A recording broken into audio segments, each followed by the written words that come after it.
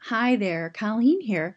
In this Squarespace how-to video tutorial, I'm going to walk you through the process of setting up a cover page, or what's also known as a landing page or a lead page in Squarespace. Now, Squarespace cover pages are super versatile and can be used for all sorts of things like email collection or event signups or lead pages or giveaways, or for what I use them most, which is landing pages for viewers to land on, obviously, when I'm building or maintaining a client's website. This way, the viewer, isn't going to see anything messy or get directed to content that's being moved around or changed. Now, the setup for these pages is very simple and straightforward, and they're also something that I often recommend that new clients practice with, and practice their new Squarespace skills with before even trying out anything on their main website. So, before you get started, I just want to make sure that you take the time to have a folder or file on your computer all set up with the images and the logos and anything else that you're going to be planning to use on this website or on this cover page. Now, I recommend that images be sized at 2500 pixels wide and at least 1200 high for cover pages so that they display best. Make sure that whatever imagery or photography that you're using for your thing has all been optimized.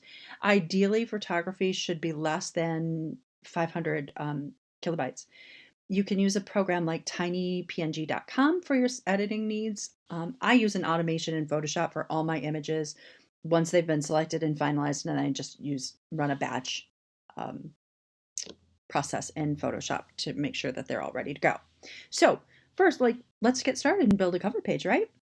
So the first thing to do, you'll see I already have one made, is that you're going to navigate to the Pages menu, which here I am on Pages. And from Pages, you're going to click the Not Linked, or scroll down to Not Linked, and click the plus icon. A pop-up box is going to obviously pop up, and you're going to select Cover Page. Now in here, I'm just going to write my cover page, and you can write whatever name you want for yours. And when you click enter, it's going to actually take you to the editing options for that cover page. Now, you're going to have some options to choose from here in the editing. So I just want to take some time and go through each one of them as we go. Now, first is the layout. And this is where you're going to be able to choose from a bunch of different pre-made layouts for your page. There's several options for almost every need and every business type. You've got them for bands and for, craftspeople and writers and, sports, anything that you need. I tend to stick with the default, which is cover.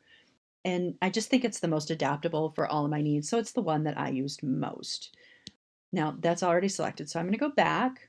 And the second option is your branding and text. This is where you can either add a text based logo. So like this is my logo. Or you can add your actual logo. So you just come in here and you can upload your logo from, see how handy that is, having everything done in a file for you. And there it is. And in here we can edit our headline. So I just want to say like new website coming soon. And in the body, I want to direct everybody to an email or a newsletter sign up. So I'm just going to put sign up below to get notified when we launch.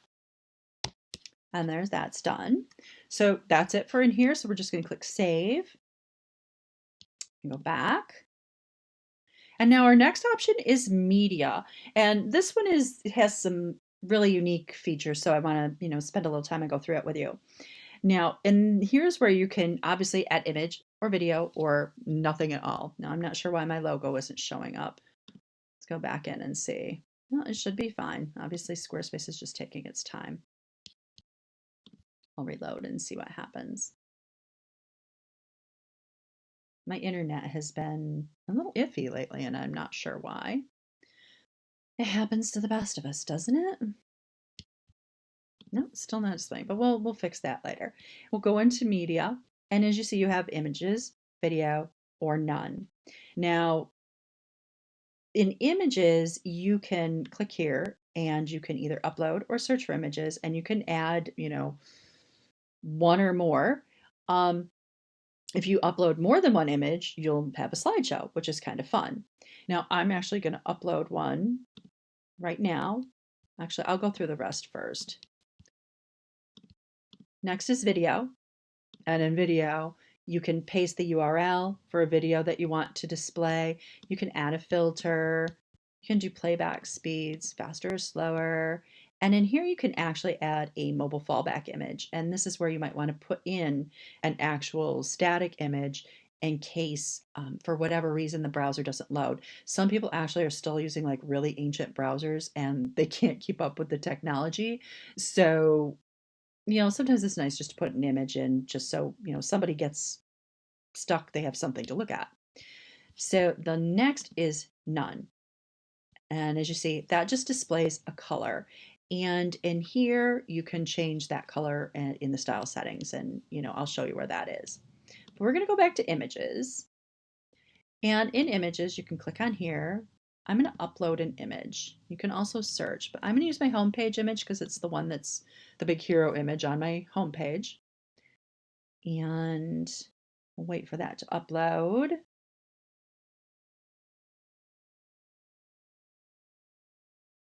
There we go. Now there's some editing options for your image here.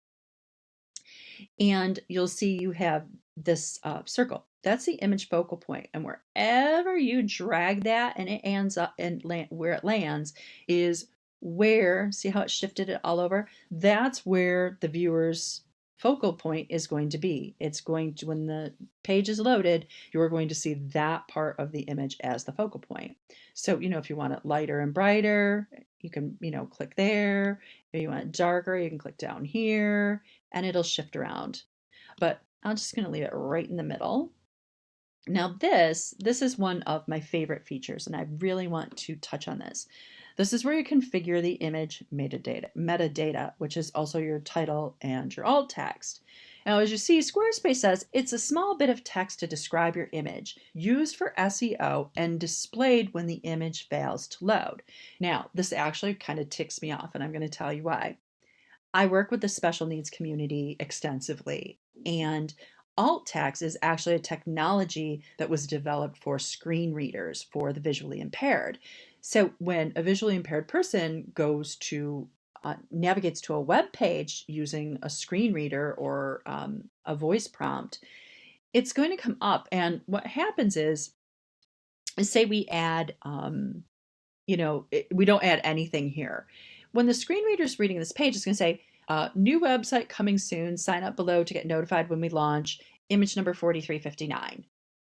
Well, that doesn't really provide much of an immersive experience for the reader.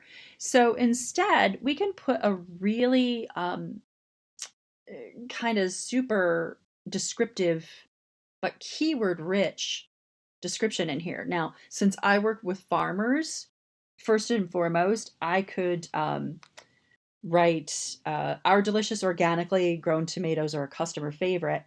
And then in the alt text for my image, I would write an image of one of our red ripe, oh so sweet Fieldstone Farm organic tomatoes.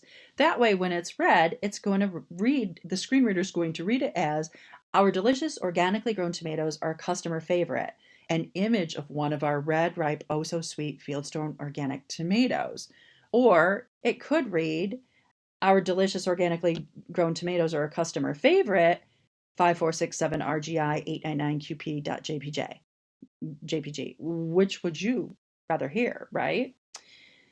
So make sure whatever you put in here really describes your image, but also insert the SEO. Remember, this is actually for people who need this technology to provide them with an inclusive and immersive web experience that they couldn't otherwise experience. So be kind here and be respectful.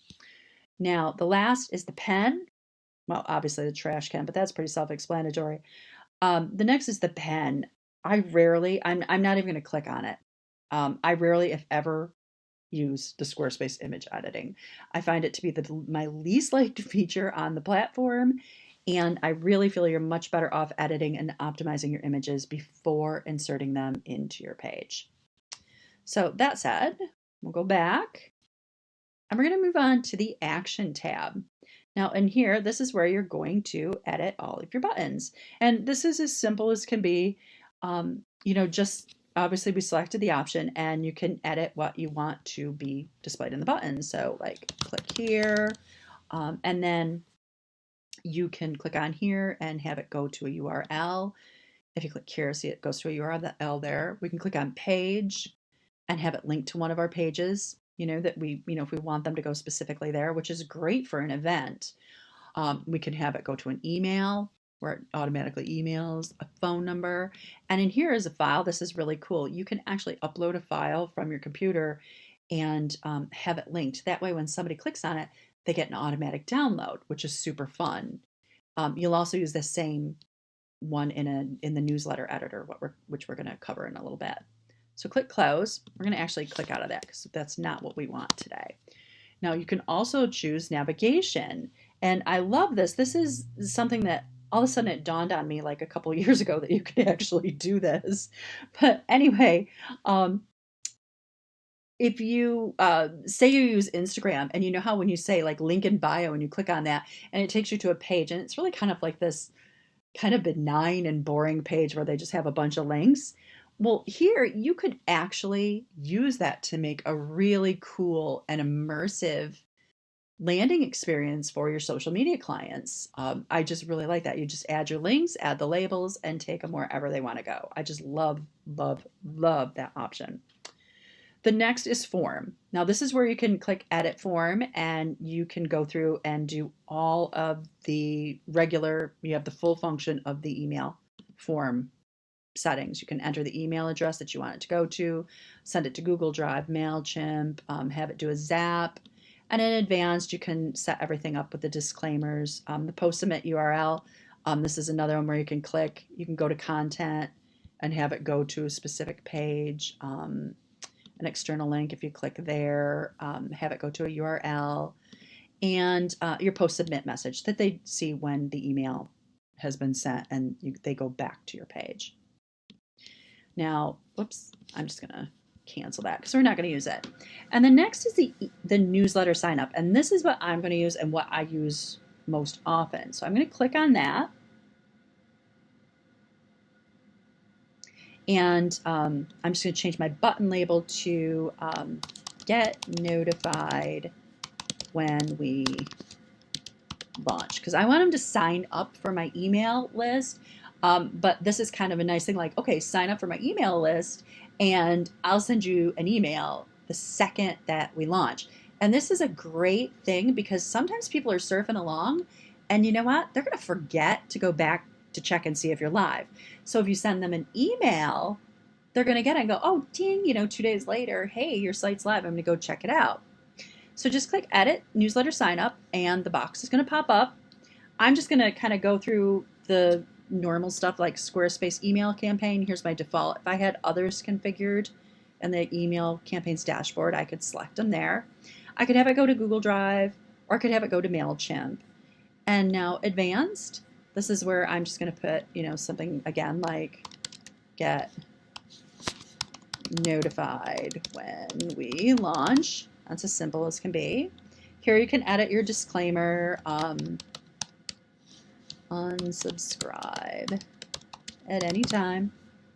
Again, post submit, redirect where you want them to go. You can just leave this alone and it's just going to take them back to the page that they were on, which is fine.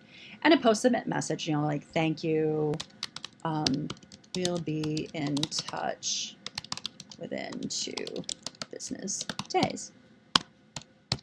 And there you have it. Click save. And then click save again. And then there's our really cool button. And next we have social links. Now this is just super easy and self-explanatory. And here you're just going to add the URL of whatever your social media accounts are. I just added Squarespaces in here just to make it easy. You also have the option to display them or not. Sometimes you don't want them to go to your social media page. Maybe you really just want that email collection and you don't necessarily want them bebopping over and getting lost in your social media. So, obviously the choice is yours. I'm going to click back. And last but not least, we have style. And in the style setting, you're going to see that we have, lots of options to personalize everything that you see here and make it our own.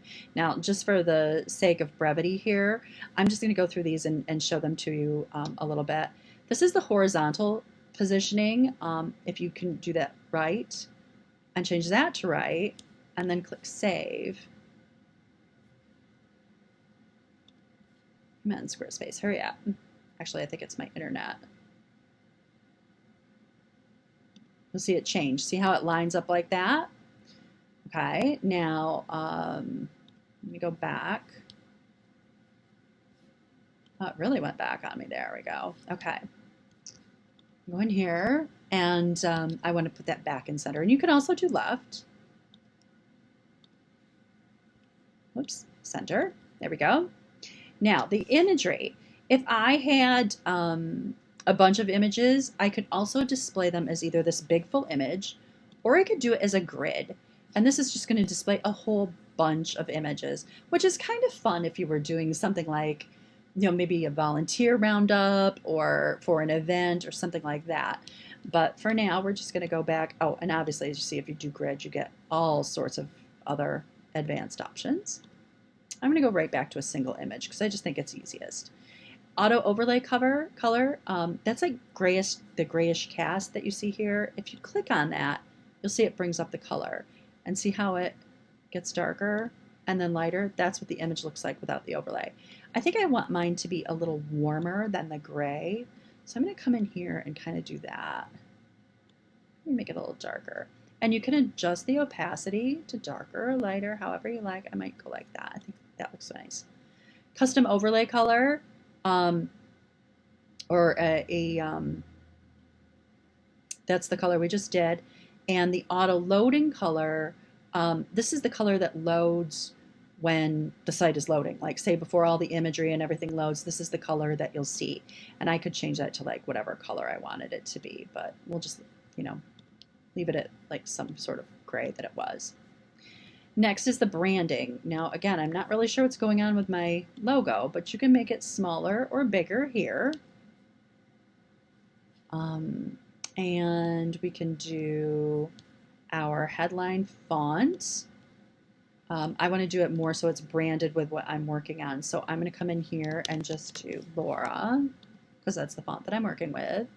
And I'll click out of the box. And you can see you have all different kinds of options here to change spacing and size and the weight of the font and whether or not you want it uppercase, lowercase, capitalized, however you want it to look. I can also go in next and change the body font. Say I don't want the Futura and I want it to be Montserrat to match my website, settings, and my branding. Oops, click out. Again, I can change all those settings. And my button, I'm not sure I want that. Well, it's already set for Montserrat, so that's good. And so I can come in here and change that. But I can also change the letter spacing to make it look a little bit more, whoops, oh, I'm still in my body text, that's why. Boy, Squarespace is just really messing with me today. I thought maybe that was weird that it would show that it was changed. Change it to Montserrat. I want the spacing to be a little bit more dramatic. There we go. So that's a nice big dramatic button.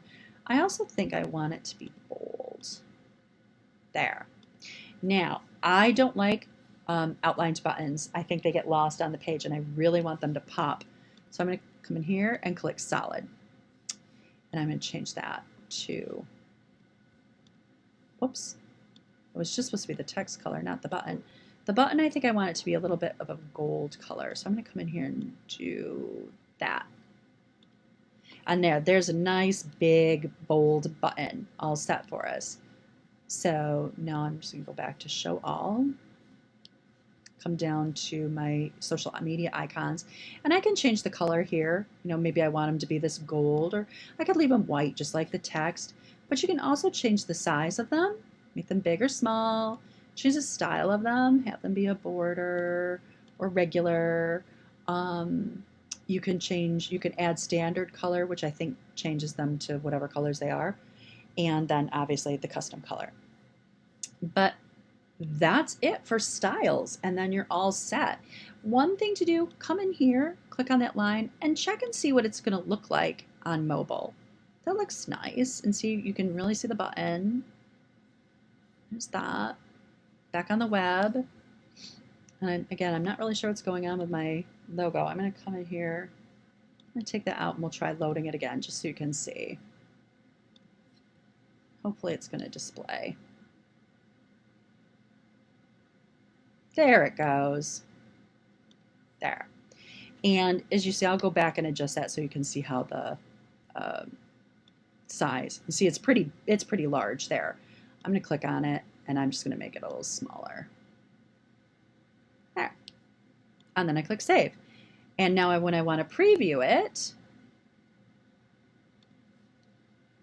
as soon as it clicks through for me, bear with me.